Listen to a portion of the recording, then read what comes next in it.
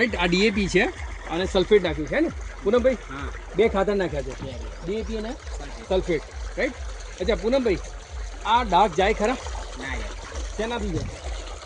આ સાઈડ એ જાય. ઓકે, એ સિવાય બીજું કોઈ કદાચ તમે એપ્સા નતા વાપરતા તો શું કરતા? આ જાય જ નહીં આડા. ના જાય, એટલે એનો મતલબ કે અમને અંદર તેલ હશે, હા, તે જેવું ખરું જ હે ને? હવે આ જો તેલ જો પાણી મીન્સ કે જો પાણીમાં ના ઓગળે, આ ખાતર જો પાણીમાં ના ઓગળે તો જમીનમાં ઓગળે? ના વગરે ના વગરે. અચ્છા, હું તમને એક વસ્તુ બતાવું આપું. આ એફસાઈટી છે, રાઈટ. હવે હું એના 2 ટીપા લઉં છું.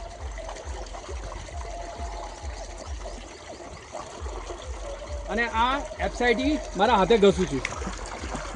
આ ખાતરવાળું જે છે એ ખાતર મેં શું કર્યું, ડીએપી અને સલ્ફેટવાળું ખાતર જે છે મેં હાથે ઘસ્યું. લાગે છે ફરક? જતું રહ્યું, ઓગળી ગયો? વગરી ગયું. એટલે કે ખાતર પણ આમાં ઓગળી ગયું, બરાબર. હવે હું એને ધોઈ નાખું છું.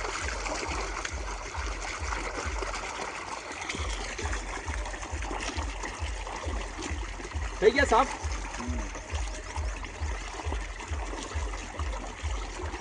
હવે મિત્રો વિચારો કે જે આપણે ડીએપી વાપરીએ છીએ એ ડીએપીમાં પેટ્રોલિયમ પેદાશના કારણે વગરે નહીં. પાણીમાં ઓગળતા નથી.